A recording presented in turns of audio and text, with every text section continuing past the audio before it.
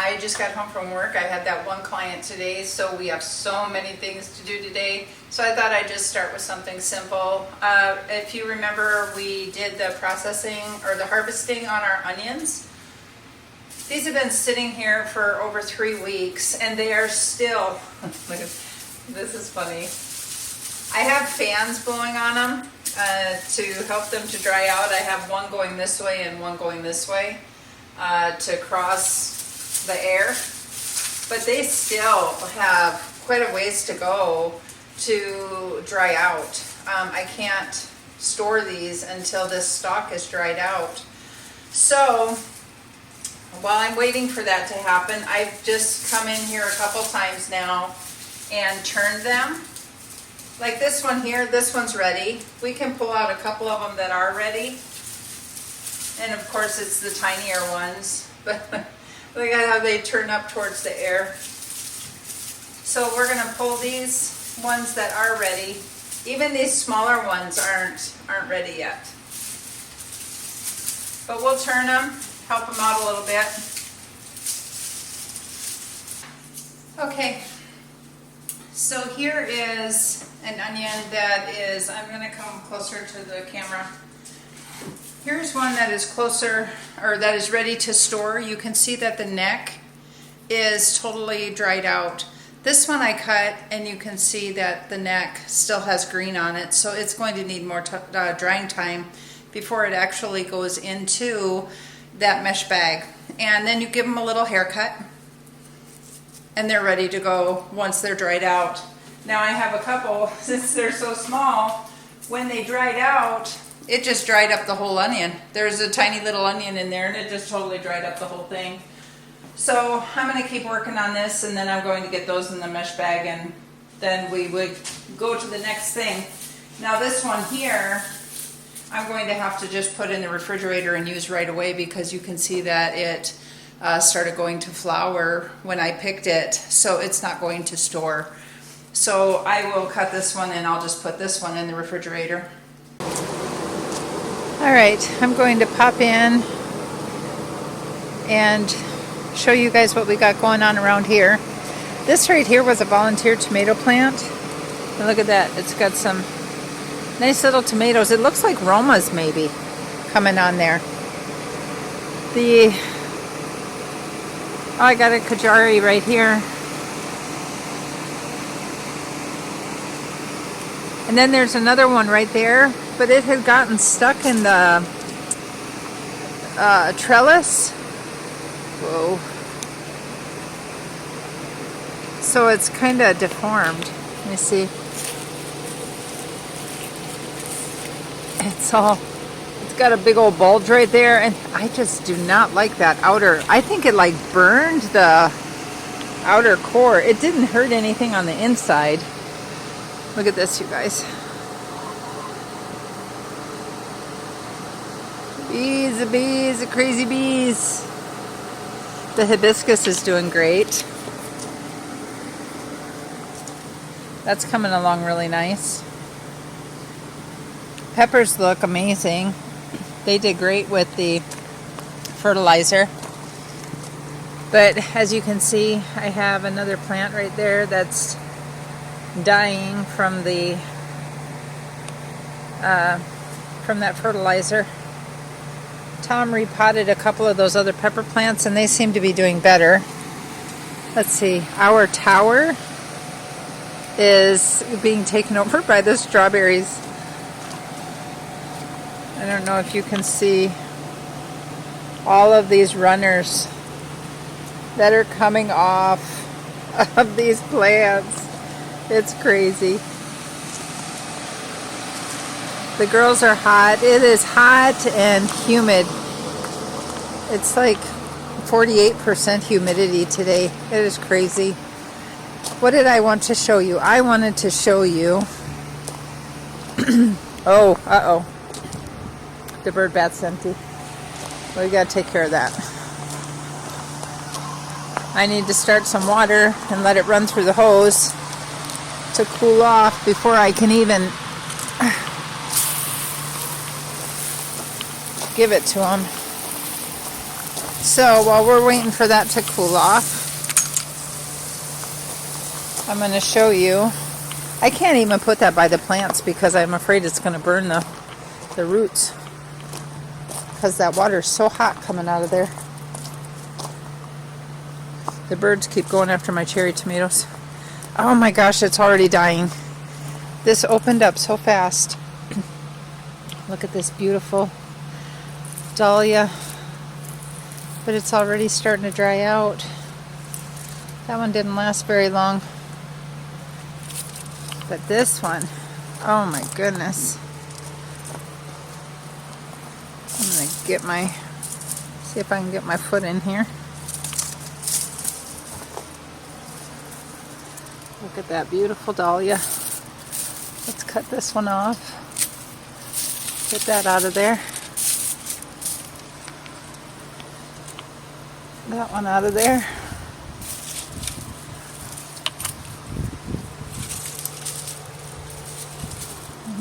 This one needs to come out. So then we can see. Look at all of those. So beautiful. I just love these dahlias. They're just amazing. And I have more that are going to get ready to open up over there. But this one right here, look at the stalk on that thing. It's huge. Beautiful plant. Just beautiful. This one, it wasn't even supposed to be that color. So I'm very confused about that. And it's struggling. Oh, it got bent too. Look at that. Yeah, it's all bent up and everything. So I'll have to dig those up and try better next year with the dahlias. Our lemon balm is doing great. And this is the, what is the name of that? It looks like parsley, but it's not. It's actually a flower. I'm going to have to figure that one out, because it looks like curly parsley to me. It's so hot.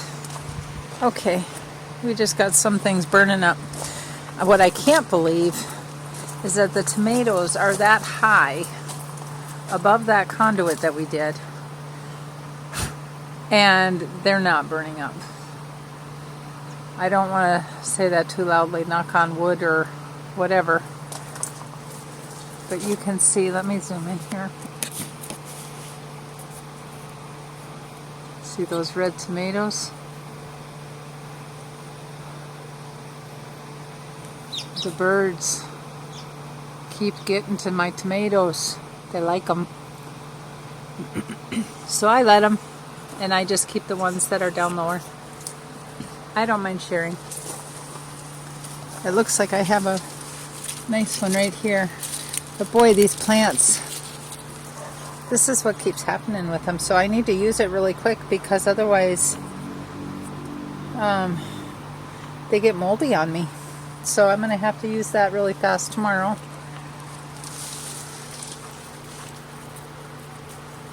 Here's one. We saved one. And then here is where I told you, you can tell on that one that my zucchinis are not getting pollinated.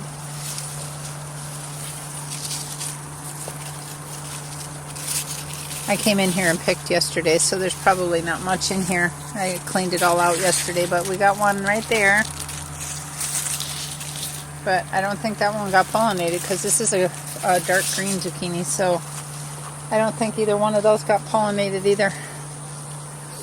And it looks like my kale is getting ready to go to seed. Remember, we kept this one in the corner so that it could form some seeds, because I wanted to get some dino kale seeds. So I'm letting that keep going. We're going to see what that does. So all of this is doing good. I need to prune back my basil, because it looks like I got some basil going to flower here. I have not dealt with this mammoth dill. So guess what I'm going to have as a volunteer in my garden, I am sure. Look, I already have some right there. Oh my gosh, I got all kinds of dill in there. Oh boy. Okay, and then in this one, I left that borage plant. Remember, we went and cleaned out all the other ones. But now I got 1, 2 more in that one. See my celery back there? Look, there's more of that dill. Oh dear. My zinnias are doing great. Yeah, my zinnias are doing great. Look at that. Aren't those beautiful? This is my best bed right now. Look at that crazy. Ooh, that made a popping sound. Look, I got all kinds of green tomatoes in here. That's awesome. I got a jungle in here. But right back there, look at that. Celery. I still have celery growing back here. That's awesome. I came and used some when I made that salad that I made. I have more borage trying to come up here. I have to trim this plant here. I didn't even notice that that was doing that. It's going crazy. My oregano needs to be cut back again. Deal with that.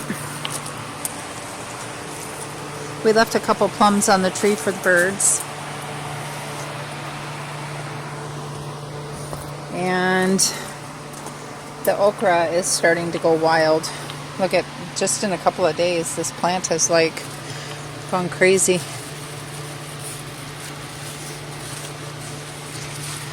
A lot of green, but not a lot of fruit. But I'm sure there will be. Oh, but look at, oh, that's a flower. Awesome. There's a fruit right there. And there's another one right there. So this will be our, oh, there we go. I knew there was one on here. See, they hide. Look, it's right here. I'm going to leave this until tomorrow, and then we'll pick that tomorrow. My other borage plant died there, and look, it's full of borage. That needs to be cleaned out. There is never, I can never say I don't have anything to do. That is for sure. But I will never wish for more time either, because then there would be no rest. And I think I'm just going to let this parsley go to seed here and self-pollinate itself, because I had a heck of a time getting the parsley going from seed. So I'm going to let it do its own thing, I think. We'll see how that goes. I need to get in here. Look at all of those dandelion seeds. Oh my goodness. I'm going to have, I already do. Oh, look at that. A little dragonfly.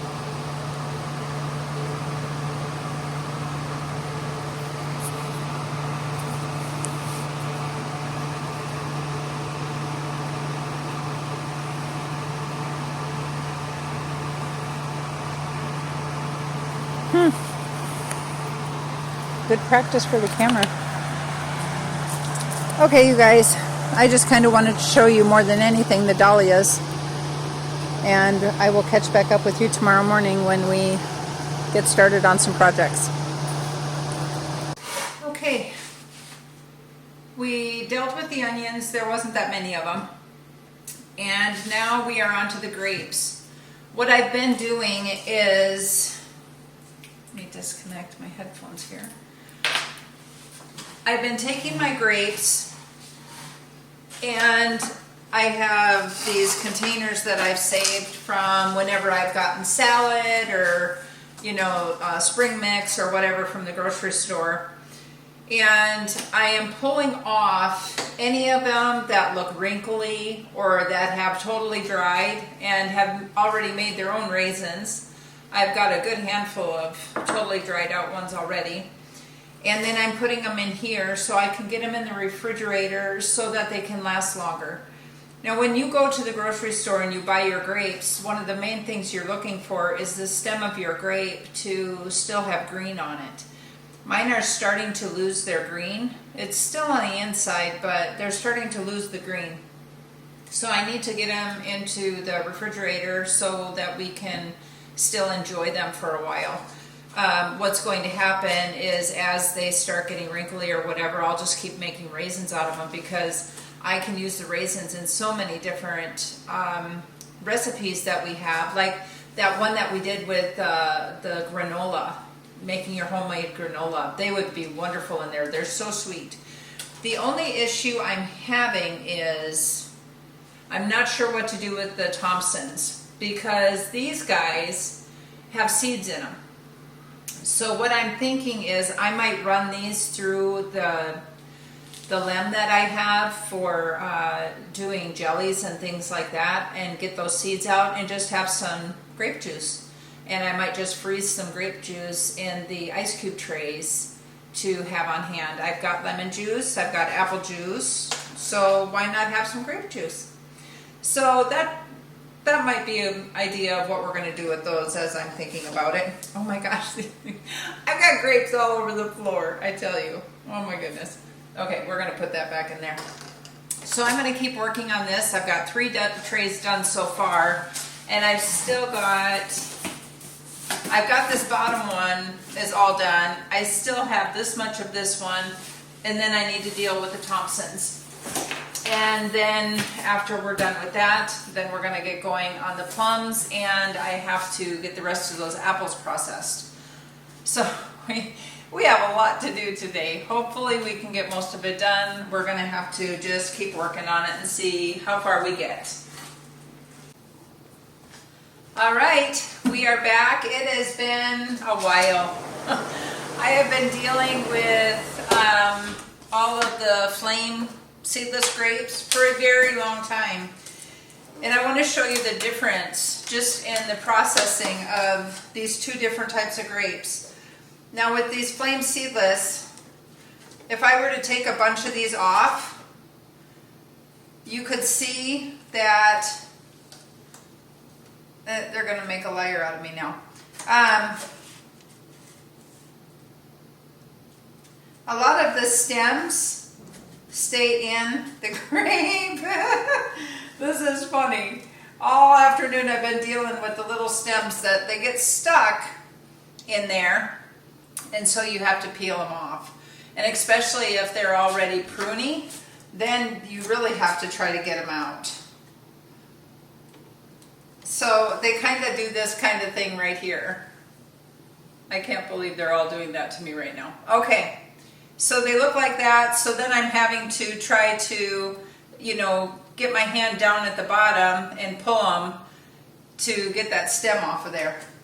So I'll show you in a minute how many of those we came up with. But right now, the difference between these guys and these Thompson seeded ones, whoops, you can see, I just have to literally, they just come right off the stem. It's just so nice dealing with these and just taking them off. And I've got a bunch. So I am going to do what we had discussed earlier, and we're going to juice them. So let's get the rest of these off of here. And you can see right next to me to my right is that machine that we used for the jerky. This is the main motor compound for any of your attachments that you're going to use with your lamb. So on this particular job, we have the juicer attachment. And we used this once before when we were making some kind of jelly, and it worked very well. So we're going to see how it does with these seeded grapes, what kind of a product we get. So once we turn it on, we'll be feeding the grapes through here, and the juice will come out this way, and the pulp should go out that way. That's what should happen. I have got this bowl. I don't want to dig these out because then I just smush them because they're so ripe. All of these. This bowl full. And this colander full. So we're going to start feeding these through, and we're going to see how this is working and go from there. I'm excited.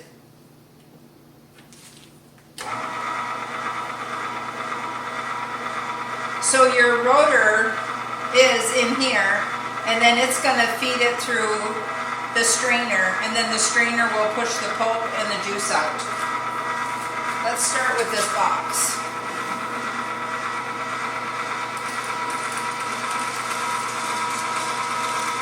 Oh, that's a beautiful juice. I've got the strainer that has the finest mesh.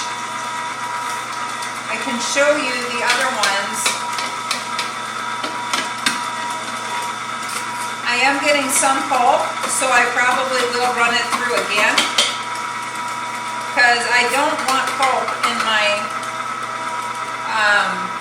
my juice. Either that or I'll run it through a cheesecloth once we're done.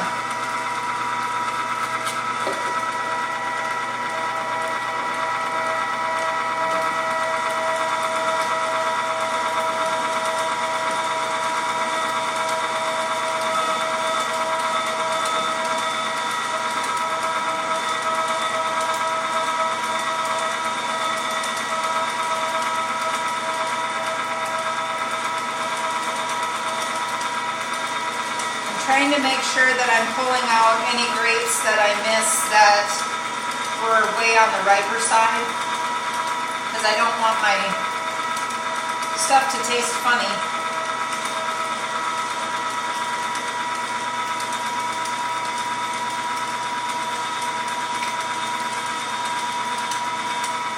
Anything like that.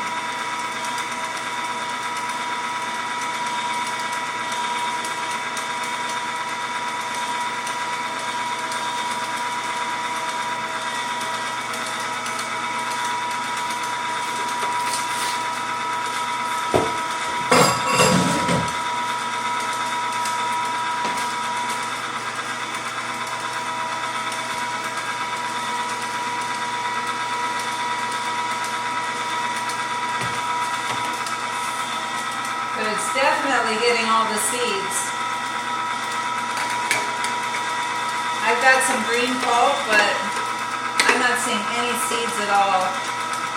That's wonderful.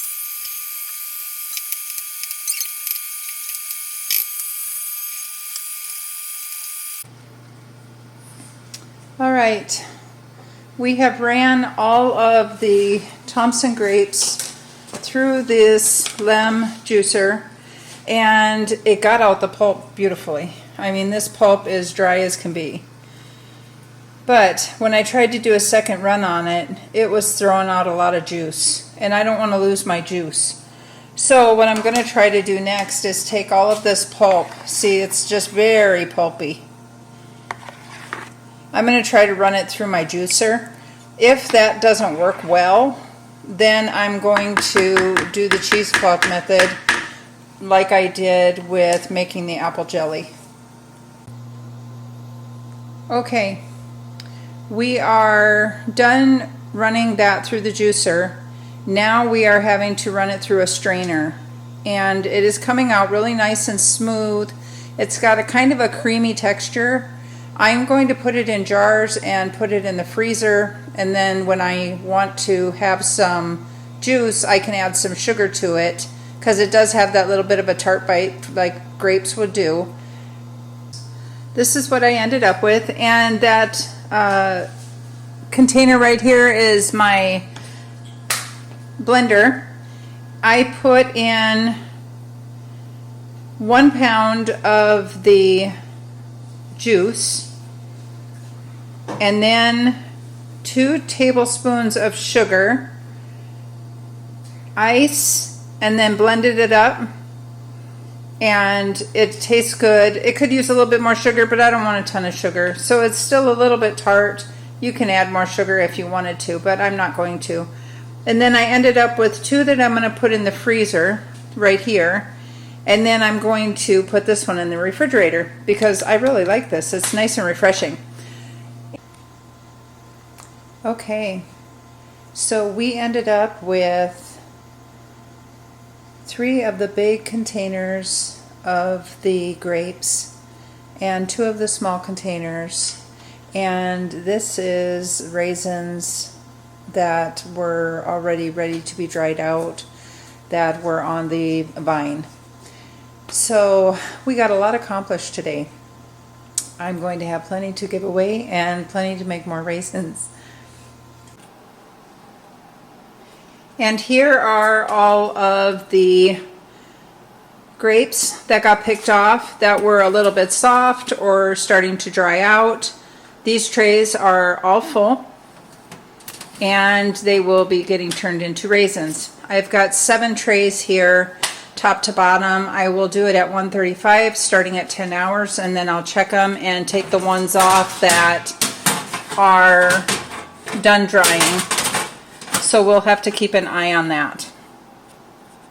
So thank you all for hanging out with me today while we were taking care of all of those grapes. I always have more on my agenda than what I can get to. I got the onions done, we got the watering done outside, we got all of those grapes taken care of. That was a lot of grapes. That was a huge project. And now I have a lot of cleanup to do. I have this juicer to clean up, and I have my other juicer to clean up and get all of this put away before we can call it a night. Thanks again for coming along with us, and we'll see you on the next video.